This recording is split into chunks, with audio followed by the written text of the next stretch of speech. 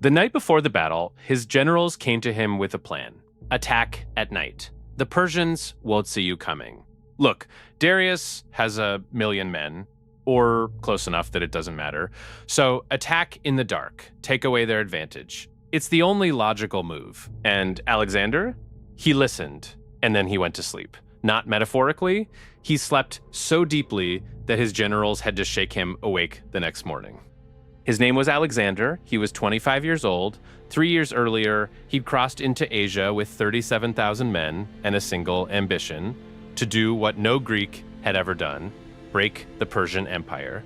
And look, Persia wasn't just a rival. Persia was a civilization 3 times older than Greece.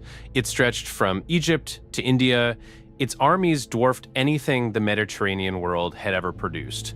And the Persian king, Darius, had already faced Alexander twice. Twice, he ran. At Issus, 2 years before, Darius abandoned his own mother, his wife, his daughters on the battlefield just to escape. He would not make that mistake again. So for this battle, Darius chose the ground himself. A wide, flat plain near the city of Arbela in what's now northern Iraq. He had the terrain leveled, literally smoothed flat, so his war chariots could run without obstacle. And he assembled 250,000 men, maybe 1,000,000, depending on who you believe. Even the low estimates put him at 5-1. He wasn't running this time. He was waiting. Alexander arrived at Gaugamela on September 30th, 331 BC. He looked out at the Persian line from a ridge, and he saw exactly what Darius wanted him to see: an ocean of men stretching past the horizon. That evening, his most senior general, Parmenion, came to him. Attack at night, he said. It's the only way. And Alexander's answer has survived 2,000 years. I will not steal my victory. And he meant it, literally and strategically. A night attack would cause chaos. On both sides, his men would lose formation, and the Macedonian phalanx, the most disciplined fighting unit in the ancient world, it depended on formation. Darkness would turn it into a mob. That's not how Alexander fought. But there was something else. Alexander had studied Darius, not his army. His mind.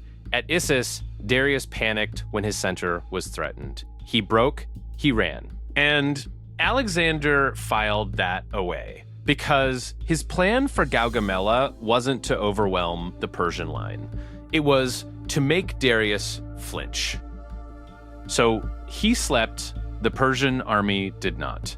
Darius kept his men on full alert all night, terrified of exactly the night attack Alexander had just refused to make. By dawn, the Persians had been standing in formation for 8 hours. Alexander's men were rested.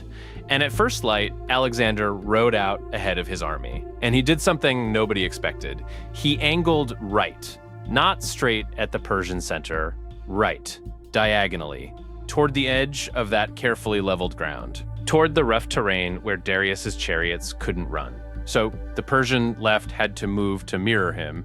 And that perfect killing ground, it started to lose its shape. Darius ordered the chariots to charge, and the Macedonian infantry opened lanes on purpose, let the chariots through, then closed behind them, surrounded, destroyed. And still, Alexander angled right. Darius stretched his line further to keep up, and there it was, a gap, a seam in the Persian center, barely visible.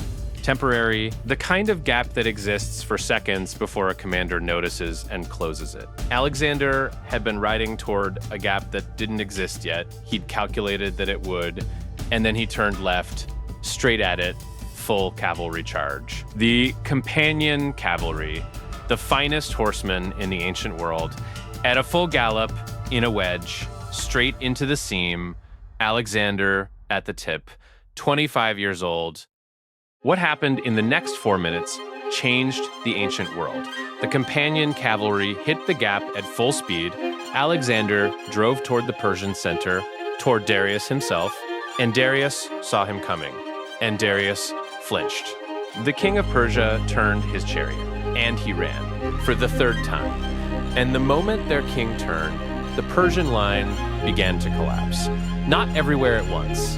These were hundreds of thousands of men. Most of them had no idea what was happening at the center, but the collapse spread, unit by unit, because the psychology of defeat moves faster than any cavalry. Now, here's the thing. Alexander's left flank was nearly overrun while this was happening. Parmenion sent a desperate message. We're breaking on the left. I need help. And Alexander made a decision. He turned away from the pursuit of Darius. He rode back. A lesser commander chases the king. Alexander saved his army first. He hit the Persian force from behind, the worst possible angle for any infantry, and they broke.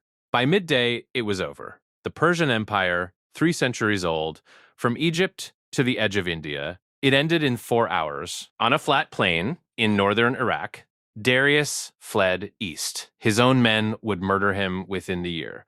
And Alexander, he was 25 years old. The numbers, when the dust settled, were staggering. Alexander lost somewhere between 500 and 1,200 men. The Persians, estimates of their dead run from 40,000 to 90,000. He walked into Babylon a week later without a fight. The city just opened its gates.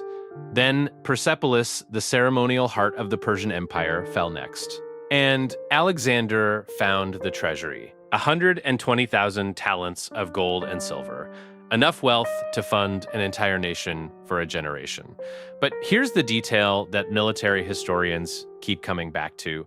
It's not the treasure, it's the gap. Alexander rode toward a gap in the Persian line that did not exist when he started riding. He calculated at a full gallop under the pressure of a battle that would decide the ancient world that the Persian line would be forced to create the exact gap he needed. And he was right. Not because he was reckless, because he'd spent years studying how men move under pressure, how commanders react when their flank is threatened, how a line stretches right before it tears. He didn't react to the battlefield, he read it before it happened. There's a version of this story where Alexander is just a great warrior. That version misses the point. The night before the most important battle of his life, every logical voice around him said the same thing. Attack in the dark, remove the variable, reduce the risk. And he understood that the logical move was the wrong move. Not because logic failed him, because his logic went one level deeper. He understood that Darius's greatest weapon wasn't his army, it was the ground. And a way to take the ground away was to make Darius move his army off it. He slept because rested men fight better than tired ones. He angled right because a stretched line tears. He rode toward a gap that didn't exist because he understood that it would. Every move was deliberate. Nothing was improvised. The morning that looked like courage was actually preparation. The charge that looked like madness was actually geometry. What you call instinct in someone like Alexander is just pattern recognition. At a speed no one else around him could match, he had done the reading, he had done the thinking, and then he slept.